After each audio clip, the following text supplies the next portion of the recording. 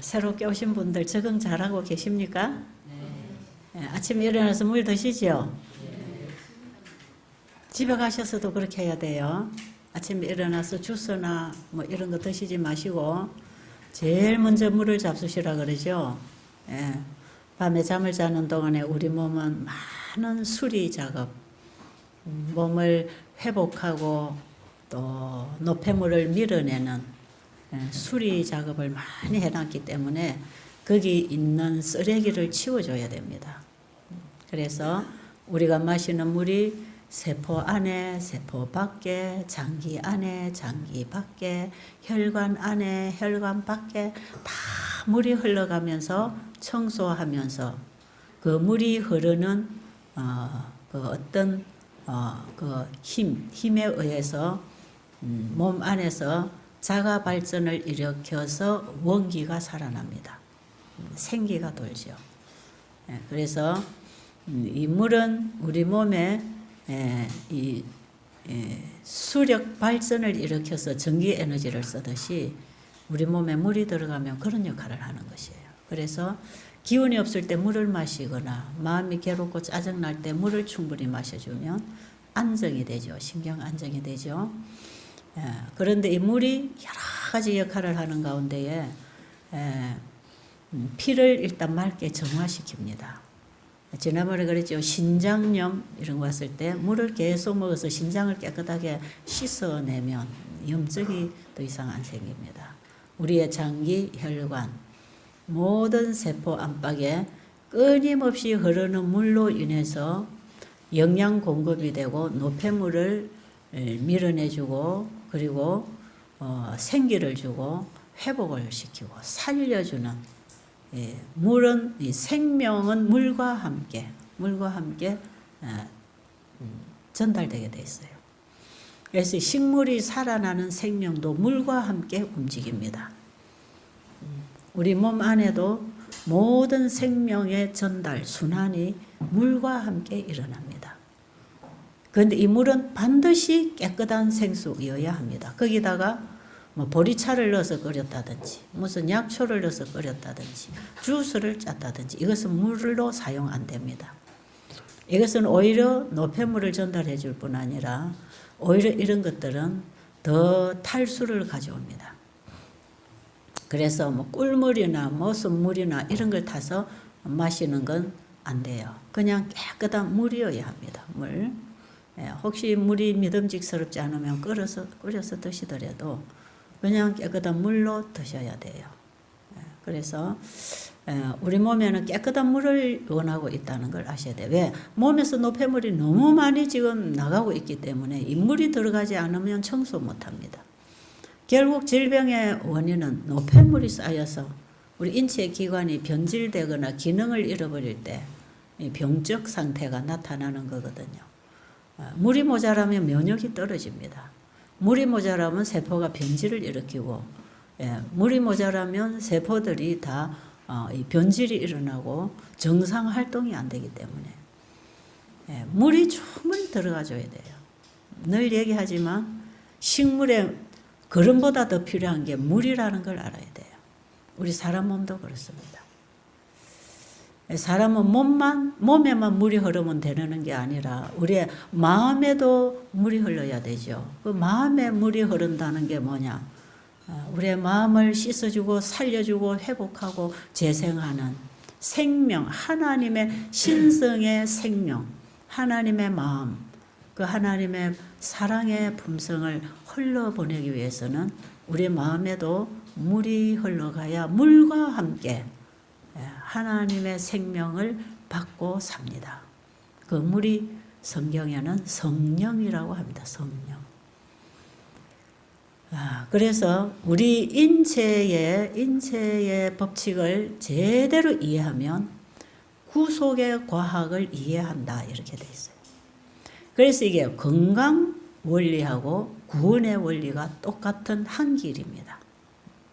그래서 온 성경의 복음을 포괄해서 한마디로 셋째 천사 기별 이렇게 하는 건데 이게 이제 요한계시록 14장에 세 천사 기별을 하나로 묶은 게 셋째 천사라고 하는 거거든요. 우리가 여기서 세천사 의로 선교 세미나 계속하고 있는데 바로 그 세천사 기별은 온 성경의 복음을 포괄하는 기별을 하나로 함축시켜서 하는 말이에요. 그리고 마지막 때 이 세천사 기별이 최후의 셋째 천사 기별이라는 속에 포함되어서 영원한 복음이 선포되게 되어 있고 그 복음을 받고 경험하고 일어날 때 우리 안에 구속의 역사가 일어납니다. 그런데 이 복음 사업을 할 때, 이 복음을 가르치고 외칠 때 반드시 건강개혁을 함께 가르치라는 건강개혁. 그래서 여러분들이 여기에 오셔서 요양생활을 한다든지 병 고치는 치료법을 배우고 있다. 이런 개념이 아니고 여기서는 우리가 복음을 배우고 복음을 경험하고 사는 것. 그것이 바로 우리 몸을 살리는 생명의 법칙이라는 사실을 깨닫고 가야 합니다. 여기 오시면 요법 같은 거 사용 안 하지요. 왜요? 필요할 때는 요법 필요합니다. 수술도 필요하고 약물 사용도 필요하고 때로는 잠이 안 오면 수면제도 먹어야 되고 통증이 심하면 진통제도 써야 되고 소화가 안 되면 소화제도 쓸 수 있고 소변이 안 나가면 이뇨제도 쓸 수 있고 뭐든지 여러분들이 할 수 있어요. 필요에 따라서 이런 걸 적용을 시킬 수 있습니다. 그러나 이런 것은 최선의 방법은 아닙니다. 이것은 최후 방법이죠. 최후 방법. 우리 몸이 자연 치유를 할 수 없을 때 어쩔 수 없는 상황에서 약물도 사용하고 요법도 사용하는 것이지 우리 몸이 일을 하도록 조건을 갖추어주고 몸을 다루는 법을 성경에서 배우고 하나님의 말씀에 따라 받아들이고 생각하고 말하고 먹고 생활하고 그래서 우리의 생활이 개선되면 비건강 생활에서 건강 생활로 바꾸어지면 몸은 또 살아나기 시작합니다. 왜? 하나님은 하나님이 설계하시고 세우신 그 법칙을 통해서 하나님은 일하시고 계시기 때문에 그렇습니다. 그래서 하나님이 일을 하시도록 우리가 조금만 협력해드리면 그분은 크게 역사하십니다. 참 놀라워요. 예를 들면 이런 겁니다. 우리가 지금 여기 와서 물 마시고 건강식하고 뭐 우리가 운동하고 햇빛 보고 일찍 자고 또 하나님 말씀 배우고 이거 뭐가 그리 대단합니까? 너무 쉽잖아요. 이거 당연히 우리가 먹고 마시고 사는 거 당연한 거 지금 우리 하잖아요. 이거는 어린 아이에게서부터 시작해서 노인에 이르기까지 누구나 듣고 하면 될 수 있는 단순한 생활이고 이건 우리가 반드시 해야 되는 거. 이거 하기 위해서 수고할 필요가 없는 거죠. 그렇죠? 그런데 이게 잘못되어서 문제가 생겨 있단 말이에요. 그런데 이걸 바로 해주는 것. 당연히 살아야 되는 삶을 바로 사는 거. 그게 중요하죠. 당연히 먹고 사는 음식을 바로 먹는 거. 당연히 우리가 물을 마셔야 되는데 왜요? 우리 인체는 거의 한 70, 80%가 물이잖아요. 물통입니다. 물통. 이 물이 들어가고 나오면서 모든 생명의 순환을 하면서 노폐물을 청소하면서 물을 살려주고 있거든요. 그런데 우리가 물 하나 먹는 것까지도 제대로 못 마시고 있단 말이죠. 그렇죠? 여러분 가만 생각해 보세요. 그러고 살았잖아요. 뭐 주스를 짜 먹어야 되고 뭘 약을 타려 먹어야 되고 뭘 마셔야 되고 술도 좋은 술을 마셔야 되고 뭐 차도 커피도 좋은 걸 갖다 마셔야 되고 여러분 술이 좋은 술이 어디 있고 커피가 좋은 커피가 어디 있습니까? 예? 음료수가 좋은 음료수가 어디 있습니까? 전부 지금 속아서 잘못 가고 있는 거거든요. 그런데 이거 우리가 잘못 알고 잘못 마시고 살던 거 바로 찾는 거 아닙니까? 지금 바로 찾아서 바로 그냥 합니다. 밤에 12시간 넘도록 공부하고 술 마시고 배를 두드리고 와서 술 마시고 취해서 잠자고 큰 회식하고 배 두드리고 잠자고 이런 거 지금 다 끊고 밤에 우리 몸을 쉬게 하기 위해서 일찍이 위장을 비우도록 식사를 하고 우리가 낮에도 활발하게 우리 몸이 받은 에너지를 쓰면서 내 면역력과 힘을 만들어내는 것. 받고 나누면서 내 것을 만들어가는 거거든요. 모든 게 다 그렇습니다. 힘도 그렇고 그래서 힘은 쓸수록 생긴다 그러죠.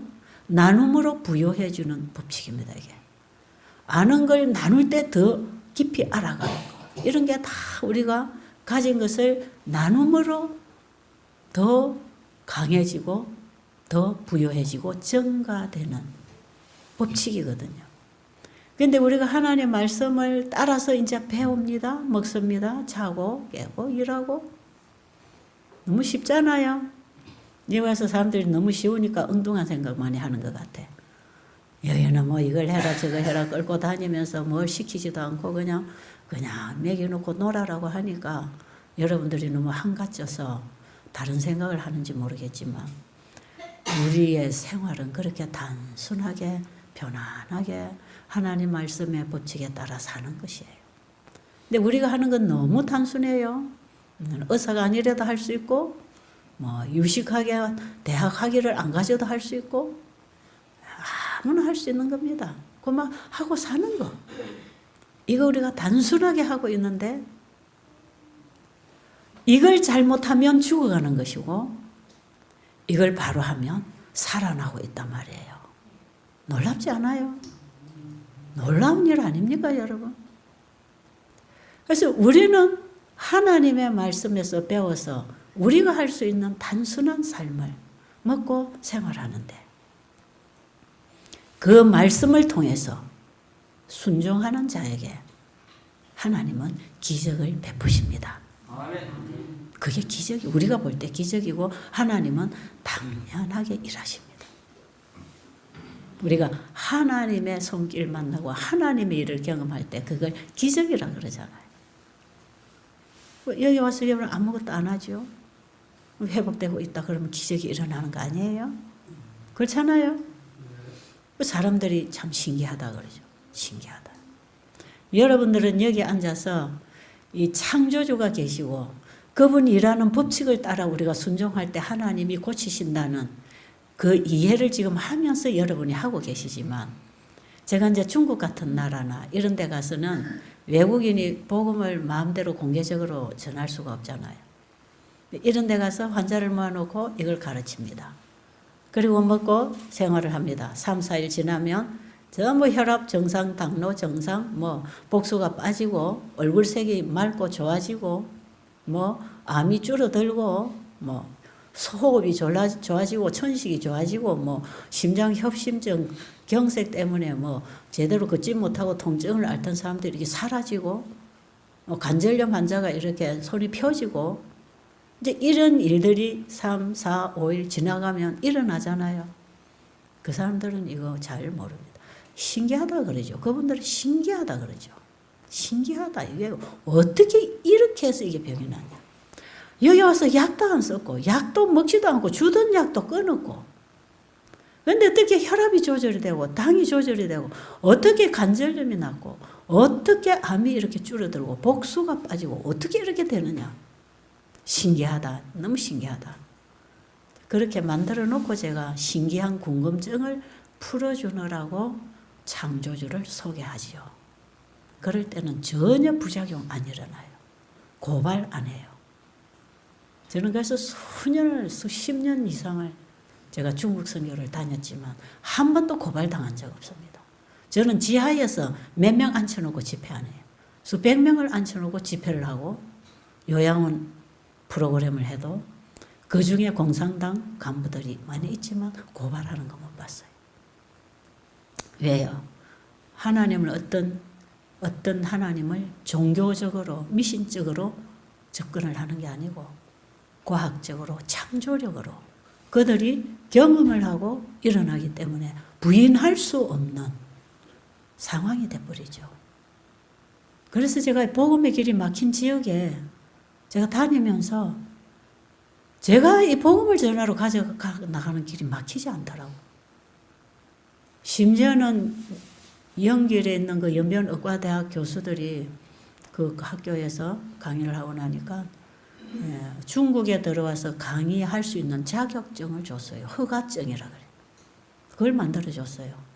만약에 중국에 와서 이거 일하다가 걸리면, 당국에 걸리면 이걸 내밀어라. 우리가 이거 허락한 거라고.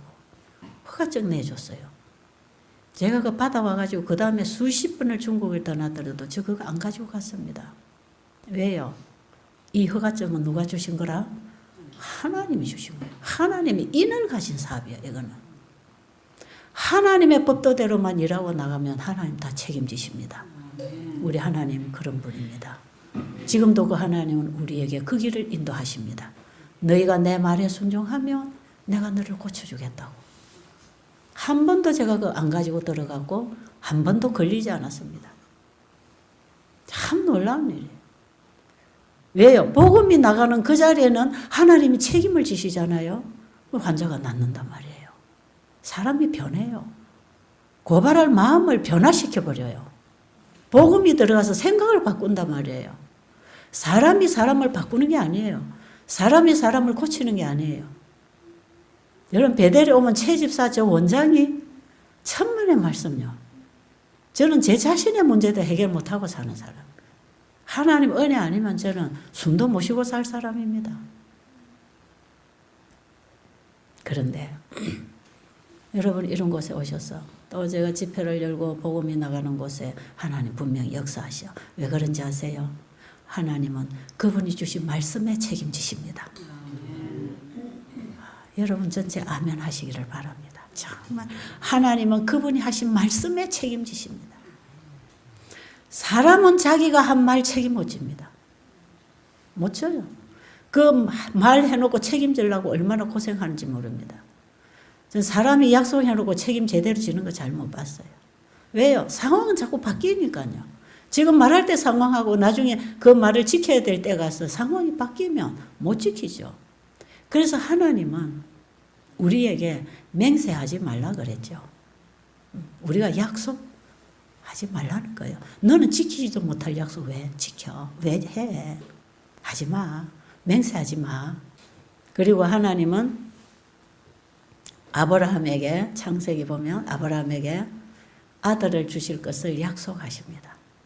아브라함에게 하나님이 약속을 하셔요. 그런데 약속하는 그 과정을 보면요. 하나님이 하나님 자신에게 맹세합니다. 아브라함을 깊이 잠재워 놓고 짐승을 잡아서 발을 갈라놓고 그 길을 하나님이 그 길을 통과하시면서 아브라함은 푹 깊은 잠들게 해놓고는 하나님이 하나님 자신에게 맹세합니다. 아들을 통하여 우리 인류를 구원해 주시겠다고. 아브라함의 후손을 통해서 예수 그리스도가 오시겠다고.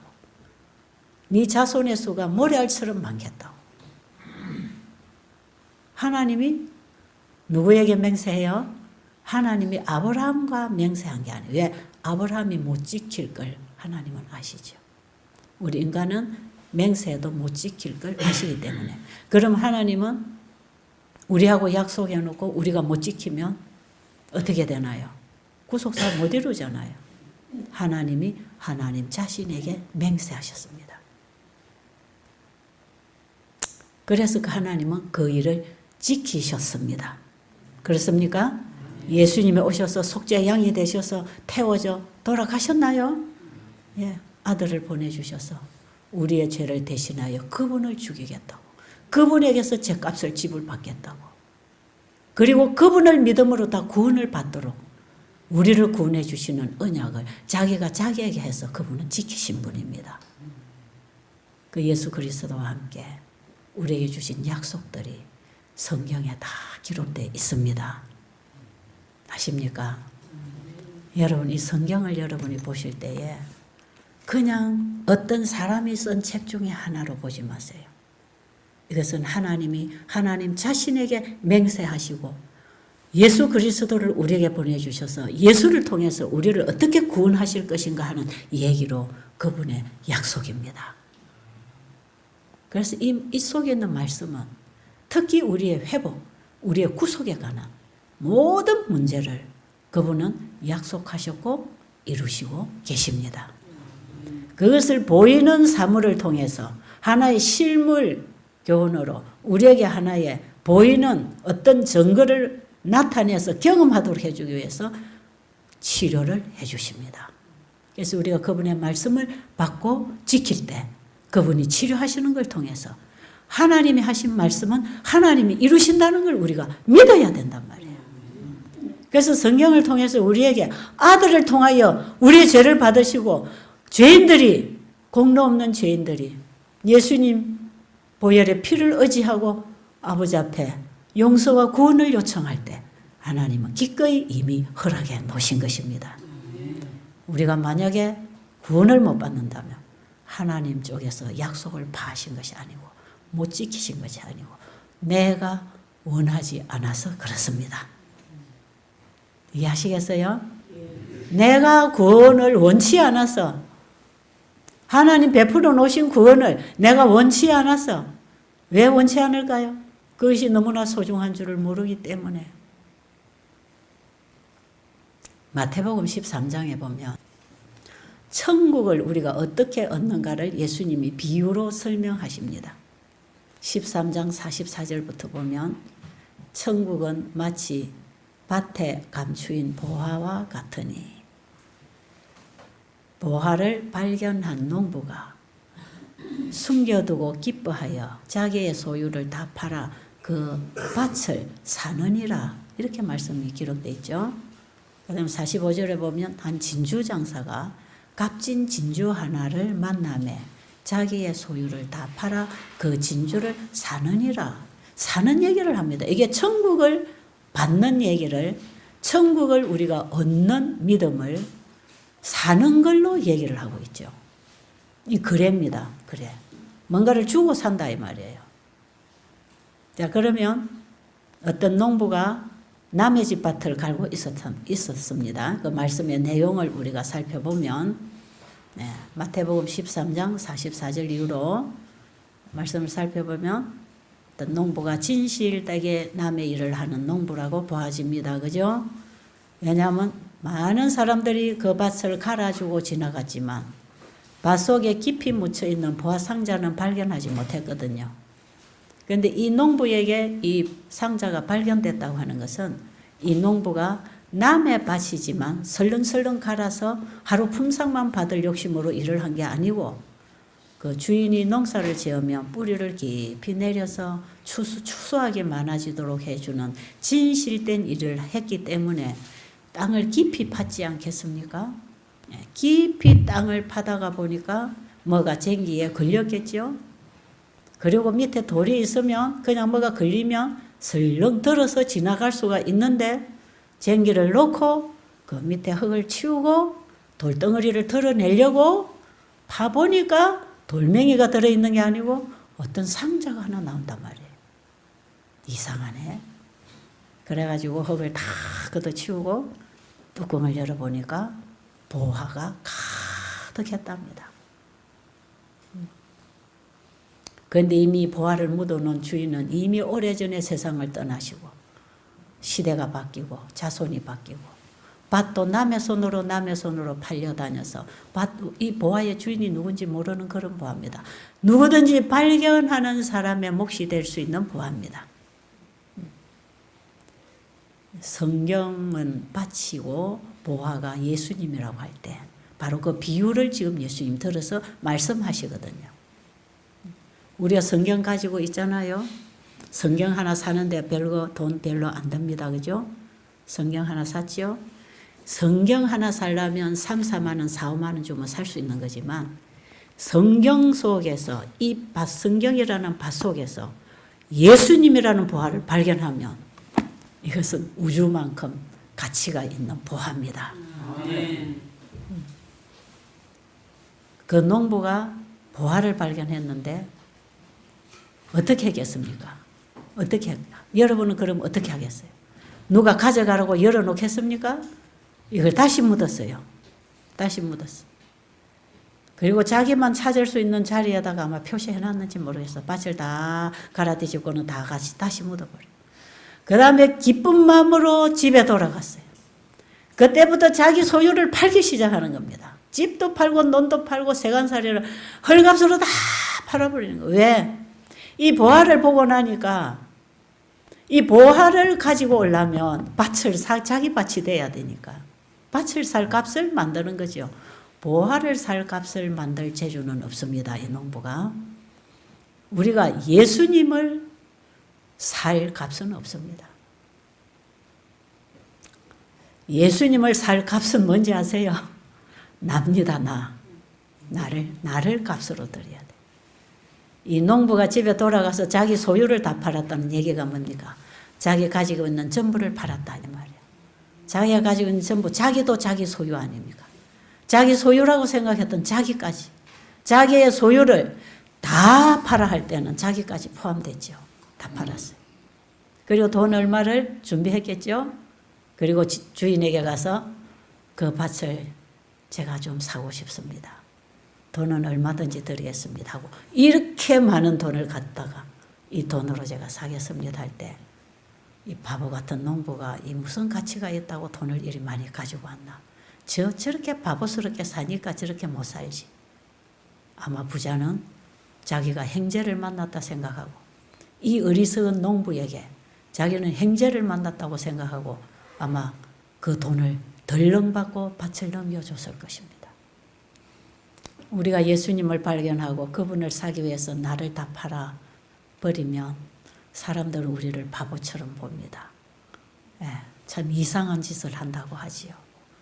그러나 이 예수님을 발견한 사람은 기쁘고 감사하고 이웃이나 가족이 보지 못하는 보화를 보고 사는 것입니다. 저는 제 가슴 속에서 그런 보화가 발견이 됐기 때문에 세상 걸 포기하고 놓을 수 있는 이 복음을 가지고 전하고 사는데 방해가 되는 것은 다 팔아버리는, 내 자신이라 할지라도 다 팔아버리는 그런 심령으로 저는 지금 살고 싶은 거고 또 그렇게 왔어요. 왜요? 예수님을 포기할 수 없었으니까.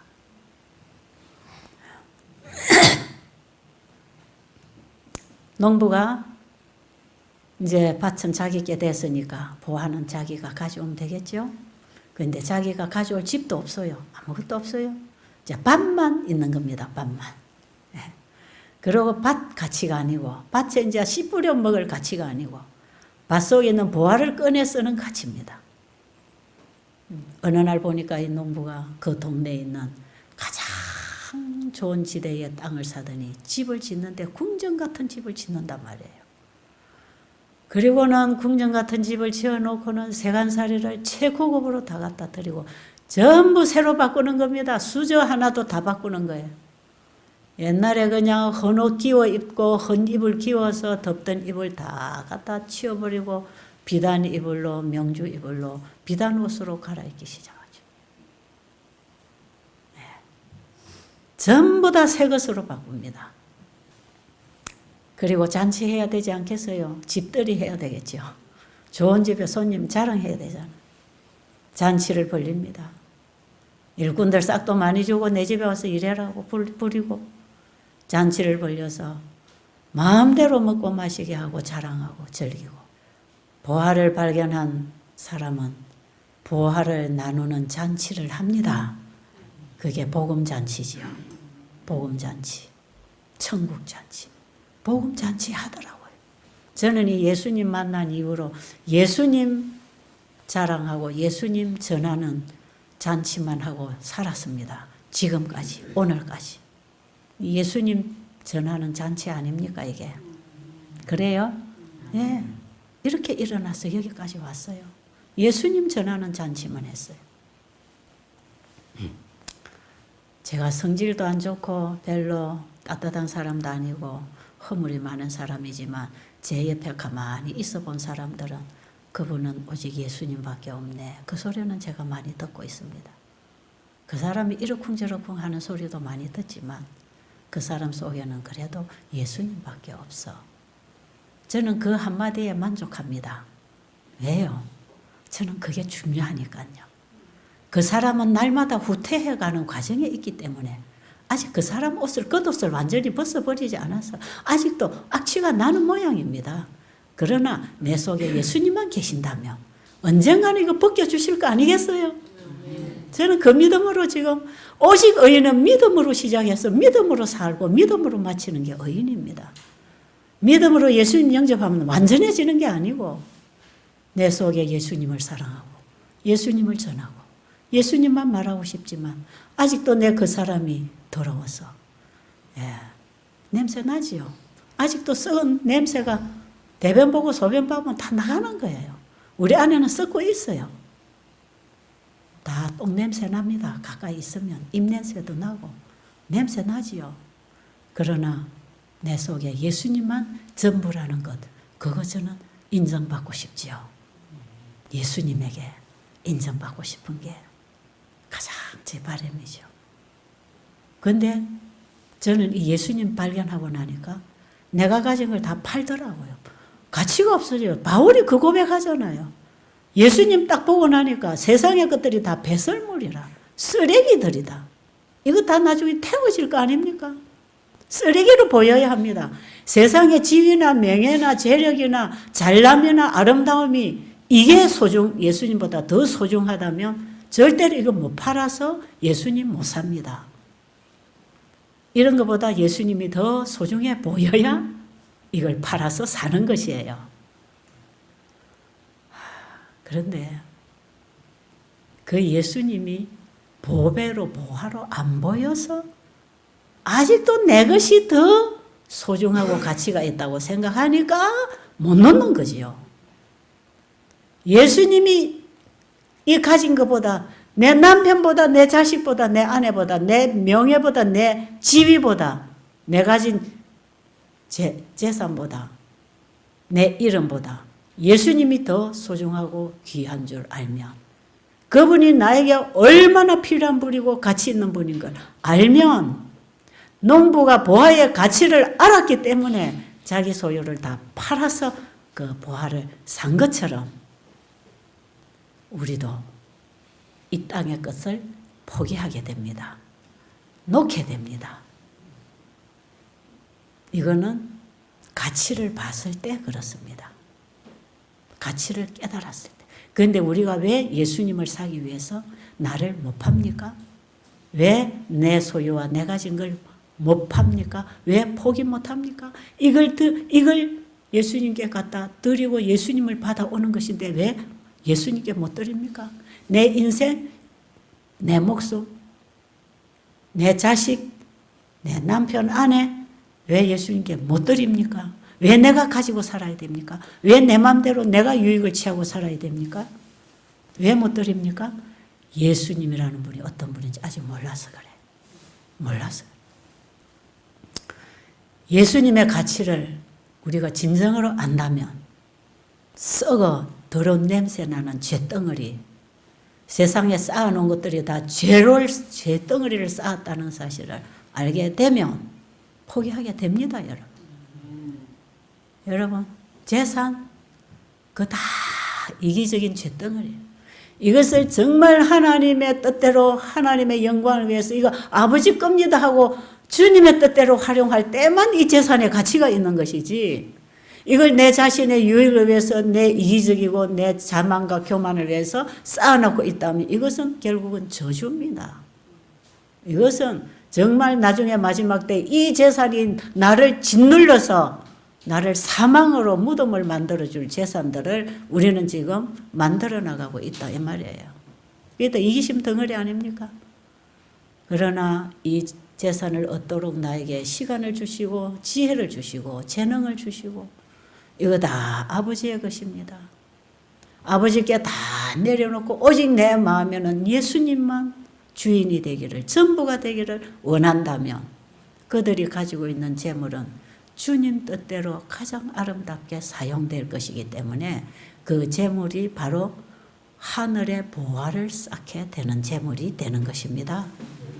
그 재물을 활용해서 예수님이 대신 죽으신 영혼을 구원한다면 그 재물을 하늘에 쌓으라고 하는 얘기는 재물을 하늘에 갖다 바치는 게 아니고 교회 갖다 바치고 누구에게 바치는 게 아니라 이 재물이 영혼을 구원하는 일에 사용이 된다면 그 영혼이 하늘에 갈 때 바로 재물을 하늘에 쌓는 것입니다. 그게 보화를 하늘에 쌓는 거 아닙니까? 돈을 가지고 가는 게 아니라 돈하고 사람하고 영혼하고 바꾸는 거지요. 그 모든 돈하고 나하고 예수님하고 바꾸는 것입니다. 이걸 바꿀 때에 내가 이미 천국 백성이고 사람들에게 천국을 전할 수 있고, 그래서 우리가 나중에 천국에 가면 바로 거기서 주인의 즐거움에 참여한다는 게 내가 구원한 영혼들을 보면서 기뻐할 것 아닙니까? 주인이신 예수님의 즐거움은 뭡니까? 예수님이 하늘의 모든 것을 팔아서 나를 사서 나를 하늘에 데려다 놓은 그 모습을 보고 우리 예수님 기뻐할 거 아니겠어요? 우리도 그 주인의 즐거움에 참여한다고 하는 것은 주님이 나에게 주신 모든 것을 다 팔아서 주님을 가지고 주님이 주시는 그 정신과 그 생각으로 그 삶을 살아서 영혼을 구원해서 하늘 백성 만들었을 때 하늘에 가서 주님을 만나보고 우리를 통해서 구원받은 영혼들을 바라볼 때 주인의 즐거움에 함께 동참하는 것입니다. 우리 그 자리를 생각하고 살자 이 말이죠. 그 자리를 생각하고 살아가는 게 우리의 삶이 돼야 되고 우리의 일이 돼야 되고, 그거는 우리 인간이 착해서 할 수 있는 일이 아니고 내가 가진 걸 다 팔고 주님을 내 안에 영접했을 때 주님의 마음과 정신과 주님의 말로서 일하고 살아갈 때 영혼을 구원할 수 있는 것입니다. 내 안에 내가 사는 게 아니라 내 안에 그리스도가 사시는 그 삶이야말로 사람들로 하여금 예수님에게로 인도하고 진리로 인도하는 일을 할 수 있다 이 말이에요. 이 마음이 있으면 어디를 가나 그분을 전하는 입술이 되고 그분을 전하는 일을 할 것이기 때문에 의료 선교사가 되는 것입니다.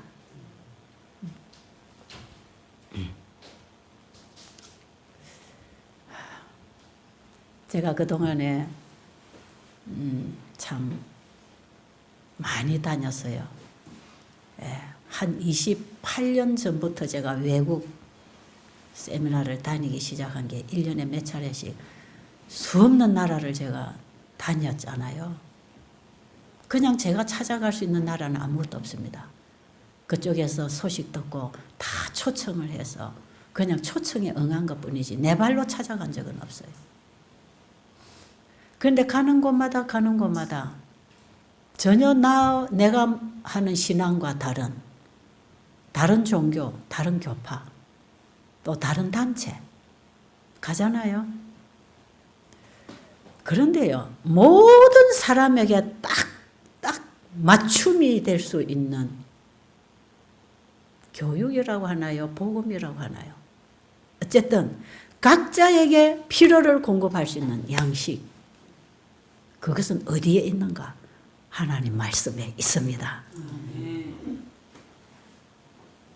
어느 계급을 막론하고 어떤 민족을 막론하고 색깔이 검든지 흰든지 상관없이 복음 하나 안에 다 만나시는 거 아십니까? 우리는 하나님 안에 한 자식으로 태어났다는 걸 알아야 합니다. 하나님 말씀 안에서 우리는 통일점을 이룰 수 있다는 걸 알아야 합니다. 중국 그 공산당들 앞에서도 진리를 가지고 가서 진리를 가르치면 그대로 가슴에서 변화가 오더라 이 말이에요. 하나님의 말씀은 창조력이 있어서 재창조를 하십니다. 말씀이 바꾸십니다. 제 말이 은혜가 있어서 바뀌는 게 아니고 제 입을 통해서 전달되는 하나님의 말씀이 여러분의 가슴 속에 심어지면 여러분은 바뀌어지기 시작합니다. 하나님 말씀은 그런 창조력을 가지고 우리에게 허락되어 있습니다. 여러분, 그 하나님 만나기 원하세요? 말씀에서 만나시기 바랍니다. 그 보아이신 예수님, 전체를 다 내 생명까지도 팔아 그분을 사고 싶은 그 가치를 가진 보아이신 예수님, 성경에서 발견하시기 바랍니다. 어느 교회 가서 찾으려고 하지 마세요. 교회의 진리가 너무나 희석이 되어서 교회 가서 이 복음 만나기가 힘들어요. 말씀으로 돌아가시기 바랍니다. 성경으로 돌아가세요. 어디에 있든지 성경으로 돌아가세요. 오늘 이 방송을 인터넷이나 모바일폰으로 바깥에서 듣고 계시는 분들에게 제가 간절히 호소합니다. 베델수양원에 안 와도 괜찮습니다. 저를 만나지 못해도 돼요. 누구를 못 만나도 돼요. 성경으로 돌아가서 여기서 예수님 만나시기 바랍니다. 저는 교회를 못 가라, 목사님을 부인하라 이런 뜻이 아닙니다. 누구를 무시하라 이런 뜻이 아닙니다. 이해하시겠습니까? 여러분, 예수님은요, 개인이 두드리고 찾고 연구할 때 만나시는 분입니다. 교회 가서 교인들 보고 다니면서 실망 많이 했죠? 교회 가면 사람들 보이죠? 목사님 보지 말고 목사님의 입을 통해 나오는 그 말씀을 받으라 이 말이에요. 그 말씀이 누구의 말씀인가? 그게 하나님의 말씀이고 그 말씀이 성경에 있었다면 그 말씀을 하나님의 말씀으로 받으면 그 말씀이 곧 예수님이십니다. 그 말씀을 통해서 예수님을 만나고 예수님을 받아들이는 거예요. 왜? 그 말씀이 육신을 입고 이 땅에 오신 분이 예수님이고 지금도 예수님은 말씀을 통해서 우리에게 다가오시고 말씀을 통해서 우리를 변화시키고 말씀을 통해서 치료하시고 말씀을 통해서 귀신을 쫓아내시고 말씀으로 거듭나게 하시고 말씀으로 살게 하십니다. 그 태초에 말씀이 계시니라 요한복음 1장 1절에 그 말씀이 곧 예수님이십니다. 맞습니까? 그 14절에 그 말씀이 육신을 입고 이 땅에 오신 분이 예수님이라고요. 그러니까 예수님하고 이 말씀하고를 여러분 분리해서 생각하지 말라 이 말이에요. 그럼 신앙이 이상하게 됩니다. 그럼 말씀만 보고 행하려고 하는 율법주의가 되든지 그냥 예수님만 보고 막연하게 믿는 광신자가 되든지 막연한 신앙을 하게 돼 있어요. 말씀과 예수님을 하나로 만나서 말씀 속에서 예수님을 만나면 그분은 우리 안에 진리의 성령으로 임해서 예수님과 함께 먹고 마시는 경험을 하게 해 주십니다. 여러분 이곳에 참가하신 이 기회를 예수님 만나는데 전념하신다면 그분 안에서 치유가 일어날 것이고 영생도 이루어질 것입니다.